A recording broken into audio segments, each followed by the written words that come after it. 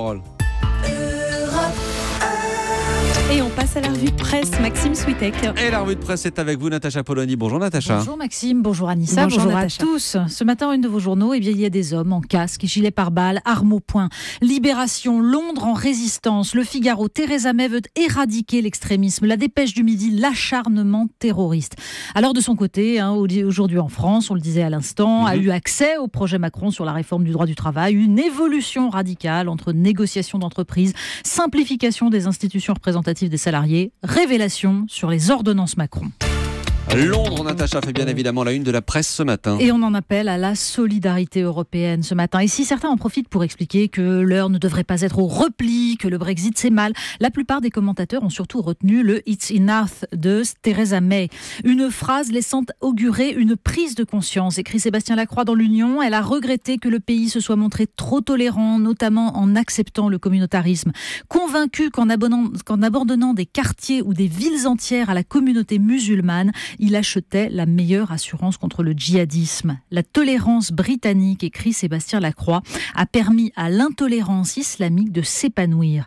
Puisse la France s'en inspirer pour rétablir les lois de la République dans tous ses territoires. Alors dans le Républicain lorrain, Pierre Fréhel s'inquiète. Jusqu'à présent, écrit-il, les citoyens européens ont fait preuve d'une solidarité sans faille face à ces épouvantables massacres. Mais l'épreuve deviendrait insupportable si le basculement des actes de guerre sur l'Europe s'accélérait. C'est alors l'opinion, dit-il, qui pourrait basculer à son tour dans une lutte ouverte contre l'ennemi intérieur. Seule une réponse ferme, finalement, mais aussi une réponse de long terme pourra empêcher cela. Une réponse ferme qui pourrait passer, peut-être, par la conservation des données, conservation plus longue. Oui, et Le Monde nous apprend qu'une décision de la Cour de justice de l'Union européenne, en date du 21 décembre, est passée inaperçue jusqu'à présent, pourrait compliquer largement la tâche du renseignement. Elle établit, au nom de la non-ingérence dans la vie privée, que seule une menace grave peut justifier la conservation des données par les opérateurs et fournisseurs d'accès à Internet. Hélas, à part dans Minority Report, nous disent les enquêteurs, on ne sait pas à l'avance sur qui on va enquêter. Les services de l'État ne doivent pas accéder aux données des individus, mais le Figaro nous raconte comment les individus, eux, fournissent gracieusement leurs données à tous les créateurs d'applications qui les transforment en poules aux œufs d'or.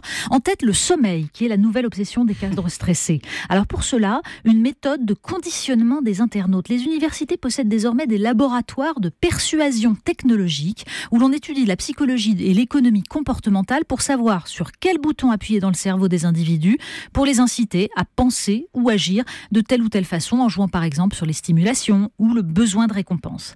Mais à côté de ça, au nom de la protection des libertés, on limite les moyens des enquêteurs. Et il est question d'une livraison express. Oui, c'est Libération qui nous raconte comment le géant de la distribution aux États-Unis, Walmart, connu pour son management pour le moins brutal, vient de trouver un nouveau moyen de réduire ses coûts. Moyennant un petit supplément de salaire, et sur la base bien sûr toujours du volontariat, les salariés vous apportent votre paquet sur le chemin du retour du travail, puisque sur les 1,4 million de salariés, c'est formidable, il y en a toujours un qui travaille près de chez vous. Vous passez par où pour rentrer, Natacha? Un clin d'œil dans cette revue de presse. Oui, Le Monde consacre un très joli dossier au crépuscule des boîtes de nuit de province. Très très bel article. Les jeunes préfèrent se retrouver entre amis, dans leur cercle. On ne côtoie plus les inconnus.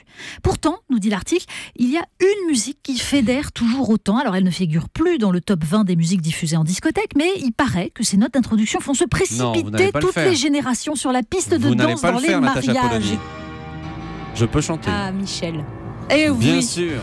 Et oui, vous l'avez reconnu. Michel Sardou, Connemara. Alors ça s'appelle en effet l'effet Connemara, paraît-il. Et à l'origine, il y avait un orgue électronique oublié au soleil sur la plage arrière d'une voiture et qui produisait un son de cornemuse, d'où l'idée d'une chanson écossaise, mais à la bibliothèque, il y avait qu'une documentation sur l'Irlande. Et voilà. Et voilà comment on se retrouve au Connemara. Exactement, et ça marche toujours aussi bien, même si aujourd'hui, c'est pas Dublin, mais c'est Londres qui est le cœur de l'Europe.